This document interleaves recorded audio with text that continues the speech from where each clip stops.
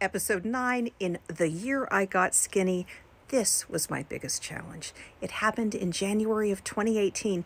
This is the month that I had been planning to have the bariatric surgery, which I never had, but this is where we are in the timeline, and you can find me right there, arriving at my dad's house as he's dying from septic staph. And I asked the big question, Dad, would you like me to take you to the ER with or without your pants on? So I am a firm believer in free choice, and that was my dad's choice that day. I was taking him to the hospital. He has had a heart valve replacement. Heart valves, septic staph do not match very well at all. And so there I am, as my father is critical. But let's go back a little bit, because something prepared me for this, and something allowed me to stay on track. And that is how I had structured my fall and the things that I had faced in the fall.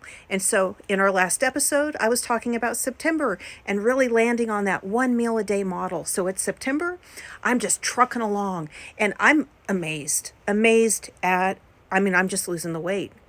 What? But interestingly, it wasn't until November that I finally realized, wait a minute, maybe I'm not having bariatric surgery at all. In its own great little story, some of you have heard that already, like my aha moment of, what? I've done it. I just need to keep going. I'm not going to actually have bariatric surgery. Wow, okay. Didn't know I'd get all emotional about this. But the holidays were coming, and Thanksgiving, for instance, I ate probably, more calories or whatever, but I really kept it carb minded, really mentally stayed on track, stayed on track. Things like the spread of cookies here or there, I didn't eat those things, just didn't. And, people would respond like, gosh, isn't that sad or whatever, how is this sad? I am losing a half a pound a day. I am not needing bariatric surgery. This is not sad at all. And in fact, it is getting me ready for something. I went to my in-laws that Christmas as well. We spent, a week or two in near Philadelphia, and I just kept eating my approach. And they were like, what the heck? What's happened to Amanda, right? Keep doing that, Amanda. That's great. And so not, nicely didn't pressure me or anything else. I just kept doing it every single day, doing the same thing. Christmas cookies, whatever's around, I'm doing my thing, and I showed myself, I proved to myself, built the evidence for myself. We talk about that in the deep dead and like the psychology that we discuss. I built evidence for myself that fall that I could go into that room with all those Christmas cookies and actually not eat them. That's a powerful thing. That's a powerful thing. And going through all those different circumstances, the 1 meal a day, I took my aunt to a surgery. We went like overnight to UCLA. There I am eating my salad in the hotel. So I had a varied amount of implementation experiences where I stayed on track all through the fall. And so this January with my dad and taking him to the ER, I believe it was January 6th or 8th, something like that. And it was terrible. I remember sitting in the waiting room once we realized it was septic staph, and I knew the implications of that for a heart valve patient. And it had gotten it gets to a point, it's like a freight train. And I'm like, this is it. I was sitting and reflect as like kind of the daughter in charge right there, trying to figure out what to do now. I was mentally making a list of who I needed to call to let them know there's not a lot of time to say goodbye. I was sitting there in the waiting room. I found a place kind of quiet in this whole other place because I was just sitting there and just crying. Gosh, that in that time, you guys, there was a man walked up to me. He saw me from a distance. Older man, just saw me from, 30, 50 feet.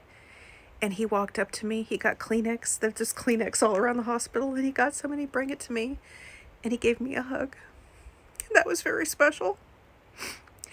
It was a very difficult time. And through those difficult days, because there was about 3 days where I was sitting there crying and eating the same way, as the case would be. My dad survived. He had a very long recovery, but wow, he survived. And I stayed on track, because by then, I mean, I'd been through a lot of different things. I was in a rhythm, and I just kept on it. I just kept doing it.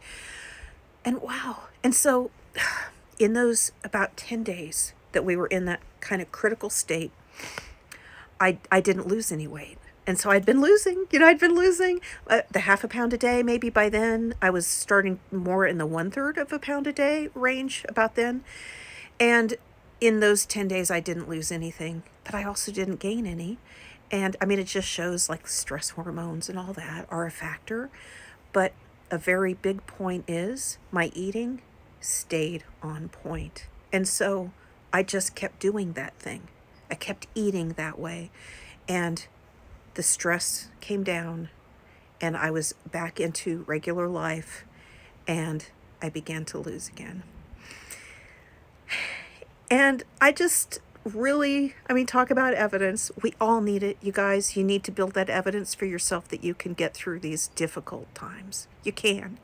And it takes focus sometimes. It takes focus, it takes practice. But see, I'd had all that practice all those days. And my expectation for myself was, this is how I'm eating, because this is what I'm doing. Because again, I was proving to myself, okay? I was doing this thing. I was doing it instead of bariatric surgery. And I'd already realized at that point I wasn't having bariatric surgery. I was going to have it that actual month. But like, no, I can't give up now, because I'm beating it, Can't give up now. And I didn't. That month, I reached 90 pounds down. And so the surgeon had projected I would lose 100. And by the time I was going to have surgery, I was already down 90. And I made it through. That time. And it was a kind of a long winter because of that and my dad's recovery. But you know what follows winter? And that is spring.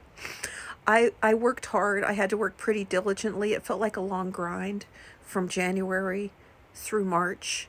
I was really working for hitting that 100-pound mark. I did. I hit it in early March, I believe.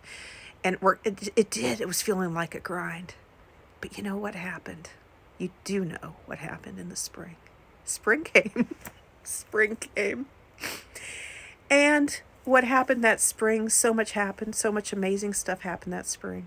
So we'll get to that next.